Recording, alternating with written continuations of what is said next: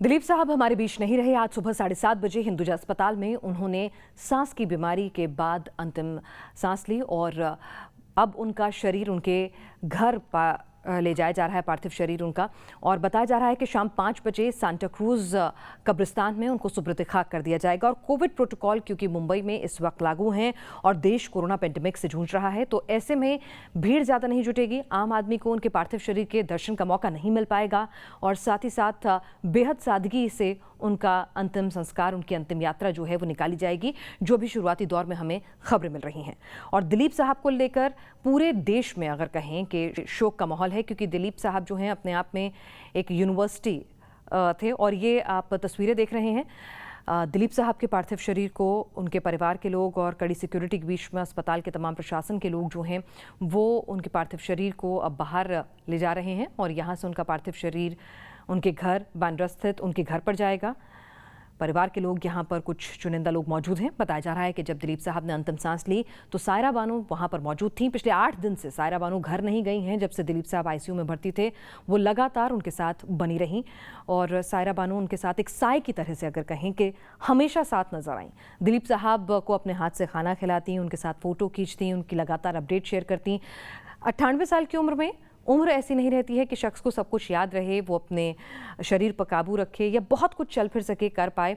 लेकिन सायरा बानो ने जब जब दिलीप साहब को अपने फैंस के सामने लाया तो दिलीप साहब उसी चार्मिंग अंदाज में अपने फैंस के सामने नजर आते थे और उसी तरह से हंसते मुस्कुराते हुए। इनकी चेहरे की चमक जो है आखिरी दिनों तक कभी भी ख़त्म नहीं हुई। कभी भी दिलीप साहब का कोई भी ऐसा फ़ोटो, कोई भी ऐसी तस्वीर सामने नहीं आई जहाँ पर लगे कि हाँ अब उम्र उन पर हावी हो गई है। वो हमेशा एक नायक, एक अभिनेता, एक अपने आप में एक ऑरा समेटे हुए नज़र आए। और वो जो लार्जर देन लाइफ शख्सियत जिसे आप कहते हैं दिलीप साहब की जो थी, तो वो उनकी हर तस्वीर में, आखिरी तस्वीर तक उनकी वो शख्सियत जो है वो झलकती रही। और कहीं ना कहीं इसका श्रेय सायरा बानो जी को जाता है, जिन्होंने शिद्दत से उनसे न सिर्फ मोहब्बत की एक अदाकार के तौर पर, ना उनकी फ़ैन बनी बल्कि फिर आगे चलकर उनकी जीवन संगनी बनी। उम्र के बंधन को उन्होंने तोड़ दिया और किस तरह से दिलीप साहब में ही अपना पूरा जीवन उन्होंने लगा दिया और दिलीप साहब के साथ एक साय की तरह नजर आईं और हर कदम पर खड़ी रहीं।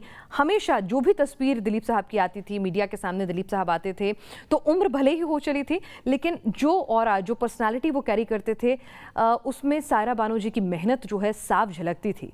कहते हैं कि आखिरी दिनों में दिलीप साहब को कुछ भी याद नहीं रहा था, अपने आसपास के लोग उन्हें याद नहीं रहे थे, उम्र कहीं ना कहीं बहुत ज़्यादा उन पर हावी हो गई थी। लेकिन सायरा बानो ने ना तो उनकी शख्सियत पे इस चीज़ को आने दिया और सायरा बानो ही एक इकलौती शख्सियत थी जो दिलीप साहब को हमेशा याद रहती थी। उनका नाम, उनके बारे में वो हमेशा उनको कभी नहीं भूले, उनके साथ रहे, लेकिन आसपास की चीज़ों को समझ नहीं पाते थे। और सायरा बानो हमेशा कहती थी कि दिलीप साहब गए हैं, जब फैंस उनसे पूछते थे या फिर मीडिया के लोग उनसे जाके पूछते थे दिलीप साहब की तबीयत कितनी ख़राब है, क्या है, ज़्यादा क्रिटिकल है, वो हमेशा यही जवाब देती थी कि दिलीप साहब जो हैं वो वापस आएंगे, बस कुछ ही दिनों में ठीक होकर आएंगे, आप दुआ कीजिए। और इस बार भी उन्होंने जब इस तरह की अटकलें लगनी शुरू हुई कि दिलीप साहब को क्या कोविड हो गया, फिर उन्होंने उन खबरों को खंडन किया कि ऐसा नहीं है, क्योंकि दिलीप साहब ने पिछले ही साल अपने दोनों भाइयों को कोविड के चलते खो दिया था। तो इस तरह की अटकलें आई, दिलीप साहब की तबीयत बहुत ख़राब है, जो तमाम चीज़ें मीडिया में आती रहीं। उसके बाद उन्होंने कहा कि देखिए दिलीप साहब बीमार हैं, उनको दुआओं की ज़रूरत है, वो वापसी करेंगे। तो आप सोचिए कि उम्मीद, सायरा बानो लगातार इस उम्मीद में रहीं कि दिलीप साहब उनके साथ हमेशा रहेंगे और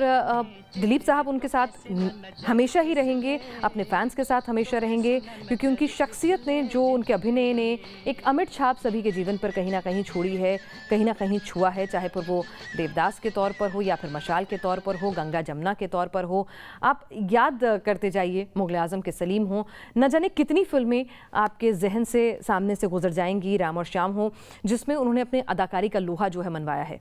आपको बताते हैं कि दिलीप साहब ने अपने 50 साल से ज़्यादा के करियर में लगभग 60 फिल्में की और उनके बारे में जो फिल्म समीक्षक उन्हें करीब से जानते हैं, उनके बारे में जिन्होंने लिखा है, पढ़ा है, वो ये कहते हैं कि दिलीप साहब ने बहुत ही चुनिंदा फिल्मों में काम किया।